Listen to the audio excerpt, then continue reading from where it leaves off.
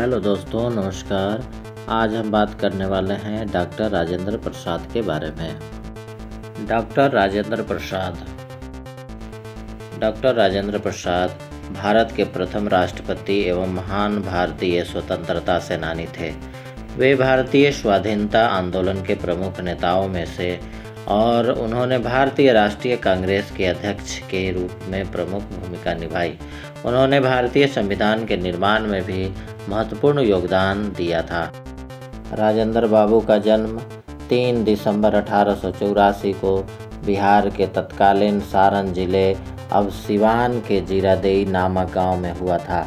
उनके पिता महादेव सहाय संस्कृत एवं फारसी के विद्वान थे एवं उनकी माता कमलेश्वरी देवी एक धर्मपरायण महिला थीं।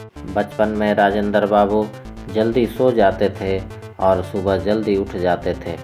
उठते ही माँ को भी जगा दिया करते थे और फिर उन्हें सोने ही नहीं देते थे। अतएव माँ भी उन्हें प्रभाती के साथ साथ रामायण, महाभारत की कहानियाँ और भजन कीर्तन आदि रोजाना सुनाती थी।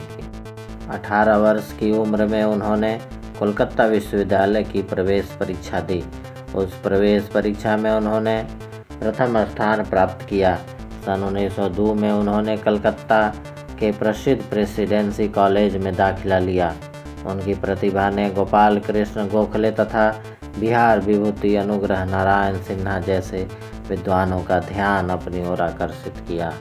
1914 में बिहार और बंगाल में आई बाढ़ में उन्होंने काफ़ी बढ़ चढ़कर सेवा कार्य किया था। बिहार के 1934 के भूकंप के समय राजेंद्र बाबू कारावास में थे। जेल से 2 वर्ष में छूटने के पश्चात वे भूकंप पीड़ितों के लिए धन जुटाने में तन मन से जुट गए और उन्होंने वायसराय के जुटाए धन से कहीं अधिक अपने व्यक्तिगत प्रयासों से जमा किया। 1934 में वे भारतीय राष्ट्रीय कांग्रेस के मुंबई अधिवेशन में अध्यक्ष चुने गए। नेताजी सुभाष चंद्र बोस के अध्यक्ष पद से त्यागपत्र देने पर कांग्रेस अध्यक्ष का पदभार उन्होंने एक बार पुनः 1939 में संभाला था।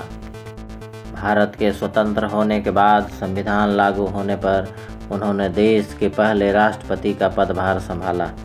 राष्ट्रपति के तौर पर उन्होंने कभी भी अपने संवैधानिक अधिकारों में प्रधानमंत्री या कांग्रेस को दखल अंदाजी का मौका नहीं दिया और हमेशा स्वतंत्र रूप से कार्य करते रहे।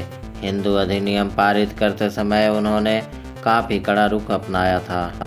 12 वर्षों तक राष्ट्रपति के रूप में कार्य करने के पश्चात उन्होंने 1962 में अपने अवकाश की घोषणा की।